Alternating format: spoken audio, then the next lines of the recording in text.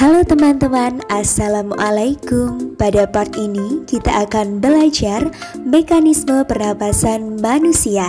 Yuk check it out. Saat bernafas, kita menghirup oksigen serta mengeluarkan karbon dioksida dan uap air. Udara pertama kali masuk melalui lubang hidung dengan mekanisme yang dinamakan inspirasi. Di dalam rongga hidung, udara akan disaring oleh rambut-rambut hidung dari debu yang terkandung dalam udara yang masuk. Setelah disaring, udara akan dihangatkan dan dilembabkan agar sesuai dengan suhu tubuh. Dari rongga hidung, udara akan mengarah ke faring yang merupakan tempat persilangan udara dan makanan bertemu. Lalu bagaimana proses pernafasan saat kita makan? Di belakang lidah dan di depan laring terdapat epiglotis yang mengatur masuknya udara dan makanan ke salurannya masing-masing. Saat kita menelan makanan, laring bergerak ke atas dan mendorong epiglotis sehingga menutupi glotis. Glotis adalah bukaan antara trakea dan tenggorokan. Saat makanan akan terus turun melewati esofagus menuju ke lambung, glotis akan terbuka sehingga udara pernafasan bisa masuk ke laring. Udara dari laring akan terus berlanjut menuju trakea yang dilapisi dengan epitelium yang memiliki silia di permukaannya dan dilapisi oleh mukus atau lapisan lendir yang berfungsi untuk memperangkap debu yang lolos dari rongga hidung. Silia akan terus bergerak dan menggerakkan mukus ke atas menuju faring, tempat di mana mukus akan ditelan atau dibuang dengan sengaja keluar melalui mulut.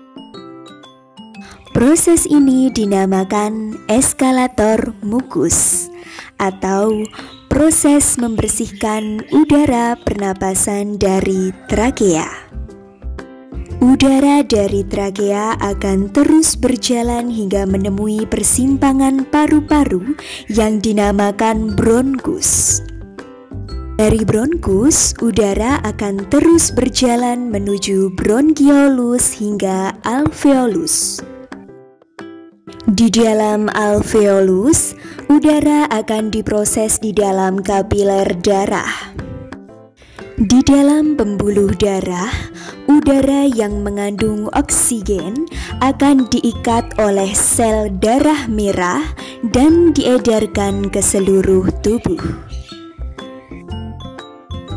Sedangkan udara yang mengandung karbon dioksida akan kembali ke dalam alveolus dan akan dikeluarkan melewati bronkiolus, bronkus, trakea, laring, faring, dan keluar tubuh melalui lubang hidung.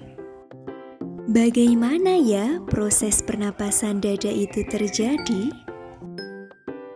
Pernapasan dada terjadi saat otot tulang rusuk berkontraksi, maka tulang rusuk akan naik dan rongga dada membesar. Akibatnya, tekanan udara dalam paru-paru lebih kecil daripada tekanan udara di luar, sehingga terjadilah inspirasi atau masuknya udara ke paru-paru. Sementara itu, saat otot antar tulang rusuk berelaksasi, tulang rusuk akan turun kembali sehingga rongga dada kembali ke ukuran semula. Akibatnya, tekanan udara di rongga dada lebih besar daripada tekanan udara di luar. Hal ini menyebabkan udara di rongga dada terdorong keluar dari paru-paru sehingga terjadi ekspirasi. Bagaimana terjadinya pernapasan perut? Pernapasan perut atau biasa disebut dengan pernapasan diafragma terjadi saat otot-otot diafragma berkontraksi. Posisi diafragma menjadi datar.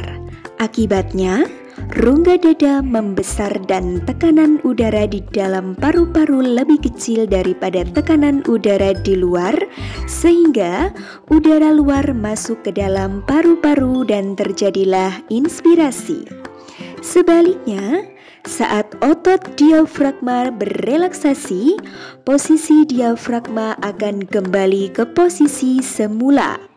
Maka rongga dada akan mengecil dan tekanan udara dalam paru-paru akan lebih besar dibandingkan tekanan udara di luar, dan terjadilah proses ekspirasi.